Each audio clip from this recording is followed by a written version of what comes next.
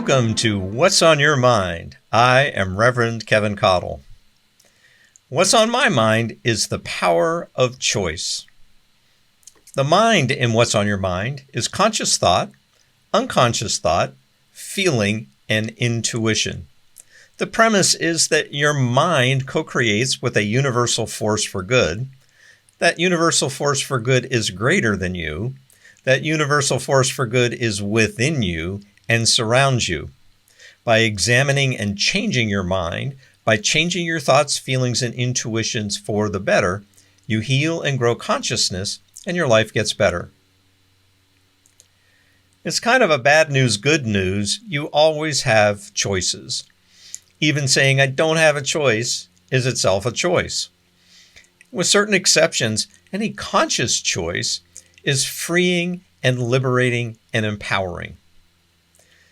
There are choices that are not liberating, and those choices might be ones that cause harm to oneself, or harm to others, or harm to the public health, or harm to the greater good. Since I'm not the only one in the world, I choose to fulfill a sacred social contract, and I trust you do too. And that means my choices are to support myself and support others and be in favor of the public health and the greater good. Paraphrasing a meme from Give a Shift About Nature, said shift. Liberation is not your seeming ability to be and do whatever you please.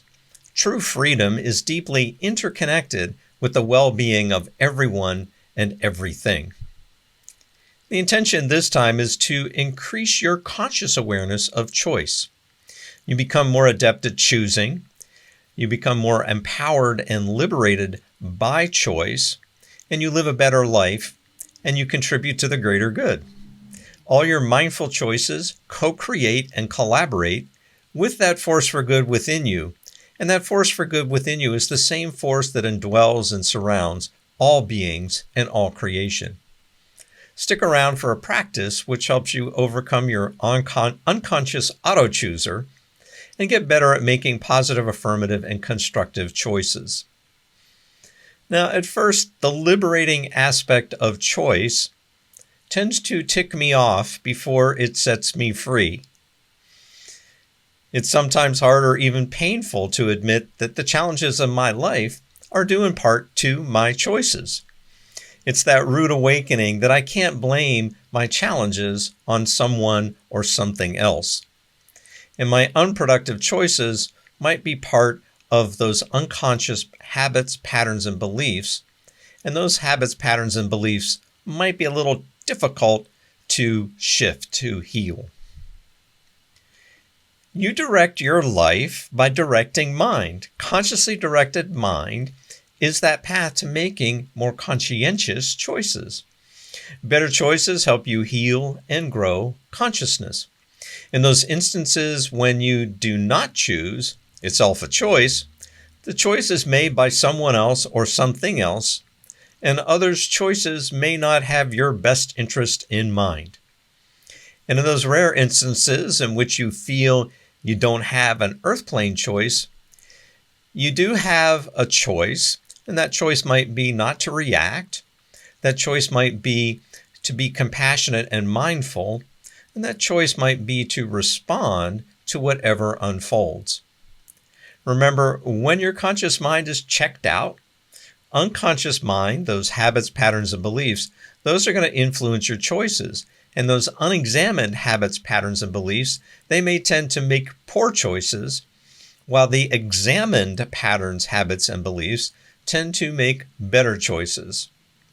Mind, that is your thoughts, feelings, and intuitions, direct a creative, responsive aspect of the force.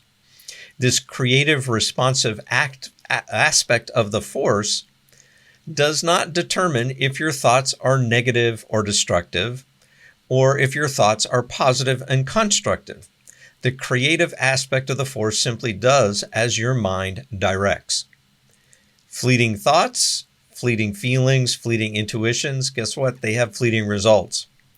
But consciously directed, consistent thoughts, feelings, and intuitions, those have more enduring results. And those results tend to accumulate and accrue and appreciate that builds into a life of greater love, peace, joy, and compassion. Generally, spiritual practices direct mind, direct your thoughts, feelings, and intuitions, and together those powerfully co-create with the force for good that is within you and surrounds you. This episode, the spiritual practice, is predicated on your choice for self-care and self-compassion. And the intention is for you to know and feel a greater liberation, a greater empowerment as you become more aware that you are always at choice, and that force for good responds to your choices. Again, using your favorite technology, set several daily reminders with the instruction that you reflect on all the choices you've made in the last hour. You might do this a few times a day. Again, note the choice, note if the choice was conscious, and note the results of that choice. The bonus, note any inward sensations or any feelings you have relative to any given choice. In so doing, you connect your thoughts, feelings, and intuition with all choices, be they simple or complex. You tend to make more positive and productive choices, and you more consciously co-create with that universal force for good to live a better life.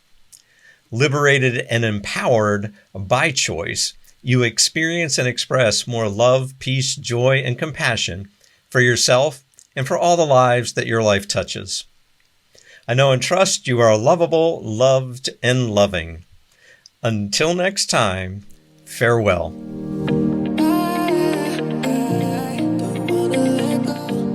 Thanks for viewing this episode of What's on Your Mind from Vida Spiritual Learning Center. If you found this meaningful, please leave a comment, question, or suggestion in the chat. For more information, please visit vidaslc.org and consider making a tax-deductible contribution to support Vida's free programs. Remember to like, share, follow, and subscribe. Check out a new episode of What's on Your Mind every Tuesday.